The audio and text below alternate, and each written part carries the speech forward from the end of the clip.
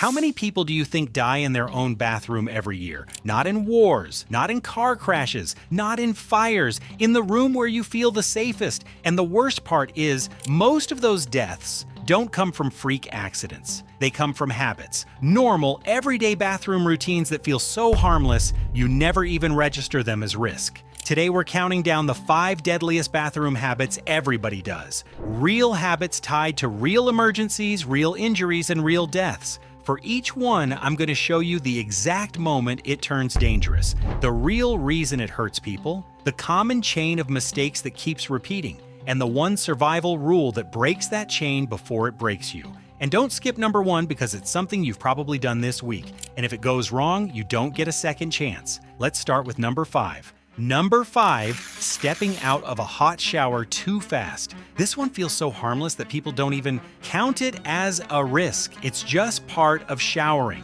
You take a hot shower, you get relaxed, you're standing there a little longer than you meant to because it feels good. Then you turn the water off and you immediately switch into get out and move mode. You step out quickly, you reach for the towel, you bend down for the mat, you twist toward the sink. You're already thinking about the next thing, but your body is still catching up. Heat opens your blood vessels. That's normal. It's how you cool down. The downside is your blood pressure can dip while you're in that steam, and you usually don't notice because you feel fine. You feel calm. You feel loose. Then you change everything at once. The heat stops. The air is cooler. You move fast and gravity starts pulling blood downward while your body tries to keep enough going to your brain. Most days, it handles it. Some days, you get that moment. Your head goes light. Your vision tightens. Your stomach drops like you missed a step. It's not pain. It's that something's off wave that makes people pause for half a second and then ignore it. And ignoring it is what gets people hurt, because the bathroom is the worst room in the house to lose balance. There's no soft landing in there. It's tile, porcelain, metal, and sharp edges. If you faint, you don't get a graceful collapse. You don't put your hands out in time. Your body just drops fast, and whatever is closest to your head becomes the impact point. Even if you don't fully pass out, the near-miss version is still dangerous because it makes you do the worst thing. Scramble. You grab the towel rack like it's a handle. You grab the shower curtain like it can hold you.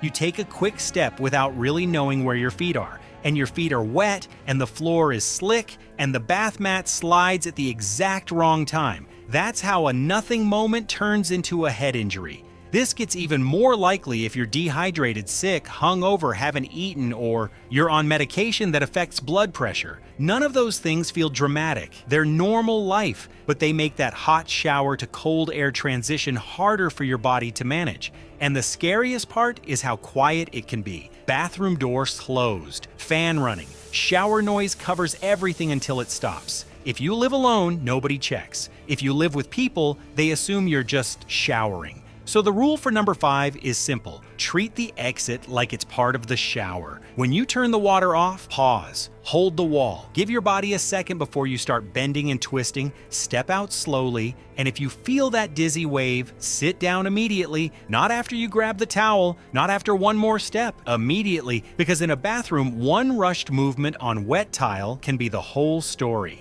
Number 4, locking the door and turning a small problem into a no-rescue situation. Locking the bathroom door feels like the most normal thing in the world. You're not doing it because you're scared. You're doing it because that's what people do. Privacy, habit, autopilot, close the door, click the lock, done. And nothing about that feels dangerous until the bathroom becomes the one place where danger doesn't need permission. Because here's what most people don't understand. Think about how bathroom emergencies actually look in real life. They're rarely dramatic. It's not someone screaming and begging for help like a movie. Most of the time, it's quiet. Someone stands up too fast after a hot shower and the room tilts. Someone slips on a wet floor and goes down hard. Someone gets a sudden wave of nausea and lightheadedness and tries to just sit for a second. Someone has a medical episode they didn't see coming. Blood pressure drop, seizure, heart rhythm issue, severe cramp, asthma flare, panic attack, whatever. And here's the problem. Bathrooms are built to hide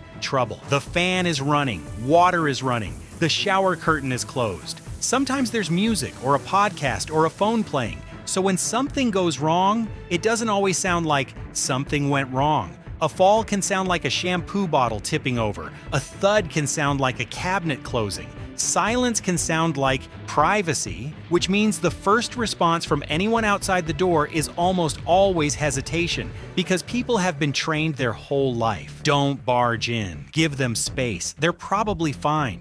So they knock, no answer. And what do most people do next? They wait, they knock again. Maybe they laugh it off. Maybe they assume you've got earbuds in. Maybe they assume you're in the shower. Maybe they assume you're ignoring them because bathroom. That hesitation is polite. It's human. It's also where emergencies get a head start. Now let's say someone finally gets a bad feeling. They try the handle, locked, and right there the entire situation changes, because now it's not just check on them. Now it's how do we get in? And the ugly truth is, most bathroom locks aren't emergency friendly in the moment people actually need them to be. The little coin slot unlock? People don't know it exists. The tiny key, it's missing. The pinhole release. Nobody has the tool. The lock is old. It sticks. The door swells. It jams. So what happens? Someone starts searching. A drawer, a junk bowl, a toolbox, a random key ring. Someone's trying to remember where they put the bathroom thing. Meanwhile, on the other side of that door, time is doing what time always does, and in certain emergencies, time isn't just important, time is the difference between reversible and permanent. Now here's the detail that turns this from uncomfortable to genuinely dangerous. Bathroom doors often open inward. So even if you unlock it, there's another possibility nobody thinks about until it happens. If someone collapses near the door, if their body, legs, or shoulder ends up pressed against it, the door may not open at all. Not because the lock is still locked, because the person is blocking the door. So now you've got a locked room problem with a body as the wedge, and suddenly you're not checking on someone. You're trying to force entry into a room that was never designed for speed. People kick the door. They slam their shoulder into it. They try to lift it off hinges. They call emergency services. And that last step is the one nobody wants to think about. Even if help is on the way, there's still a stretch of minutes where the person inside is alone with whatever is happening to them. And the bathroom is the worst room to be alone in. Hard surfaces, tight angles, little space to reposition. If someone is unconscious, they can end up in a position that restricts breathing. If someone hit their head, they can bleed internally while the room stays quiet and normal. If someone is conscious but confused, they might not even be able to communicate through the door. That's why this habit makes the list. Not because locking a door is evil, but because locking a bathroom door turns a small problem into a no-access problem. And no access is where emergencies become tragedies. So here's the survival rule, and it's simple, practical, and it doesn't require paranoia. If you're home alone, don't lock the bathroom door. Close it, sure, but leave it unlocked. If you live with other people, make sure your bathroom lock can be opened from the outside quickly, and make sure someone actually knows how. Because privacy should never cost you rescue time. And number 3 is worse because it's a habit people do to feel clean, and it quietly damages you in a way you don't notice until it's already a problem. Number 3, deep cleaning with chemicals in a closed bathroom. It usually starts with good intentions. You look around and decide the bathroom needs a real clean, not a quick wipe down, a serious one, the kind where the sink shines, the grout looks brighter, and the whole room smells like clean for hours. So you grab what almost everyone grabs, a strong cleaner, maybe bleach, maybe something for mildew, maybe a toilet bowl product, maybe a spray that promises it'll destroy germs on contact. You shut the door because you don't want the fumes drifting through the house. You turn on the fan, if you remember, then you get to work.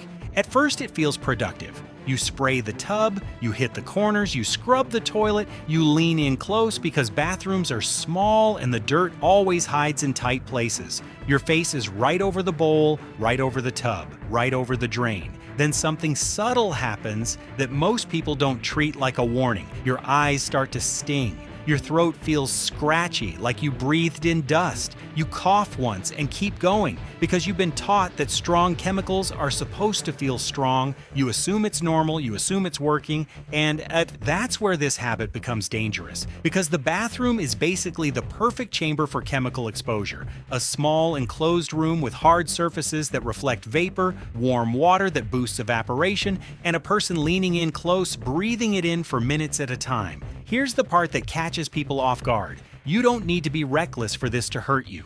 You just need to mix the wrong things, or use too much in too small a space, or stay in there too long without airflow. Some combinations of household cleaners can release toxic gases that attack your lungs and eyes. In the moment, it doesn't feel like you've created a poison. It feels like your body is being dramatic. Your eyes water, your chest feels tight, you start coughing more, you take a break, step into the hallway, and the symptoms ease up a bit, so you go right back in. That back and forth is a trap, because inhalation injuries don't always peak immediately. Irritation can turn into inflammation, and inflammation can turn into breathing trouble hours later after you've already finished cleaning and forgotten about it. This is why people end up in urgent care or the emergency room saying the same thing: "I was just cleaning my bathroom." The scariest part is how easily it happens. You don't have to intentionally mix chemicals like a science experiment. People do it accidentally all the time. They spray one product, don't like the result, and add another because they assume more cleaning power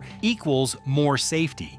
They use a toilet bowl cleaner and then follow it with bleach because they want that bright white look. They scrub mildew with something harsh and then rinse with something else without realizing what's reacting with what. And because it's a bathroom, you're close to the action the whole time. Your face is inches away, your lungs are pulling in the air, and the room is holding those vapors like a lid. Even if you never create a dramatic gas reaction, there's still the slower version of this danger that people ignore. Regular deep cleaning without ventilation can repeatedly irritate the airways. Some people notice it as, "Why do I always cough when I clean?"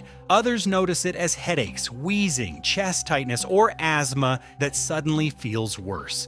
They blame allergies, they blame the season. They don't connect it to a weekly habit that puts their lungs in a chemical fog. That's why this earns number 3. It's common, it's normalized, and the consequences can move from uncomfortable to can't breathe faster than people expect, especially for kids, older adults, and anyone with asthma or sensitive lungs. So here's the survival rule for number 3. Treat bathroom cleaners like you would treat smoke. You wouldn't stand in a smoky room and call it fine. So don't do that with fumes either. Use one product at a time, never combine cleaners, and keep ventilation aggressive. Fan on, door open when possible, and take breaks outside the room. If your eyes burn, your throat stings, or you start coughing, that is your body telling you the air is not safe, even if the label says fresh scent. Next up, a habit so normal it feels harmless, but it builds the perfect conditions for bacteria to win while you're busy feeling clean.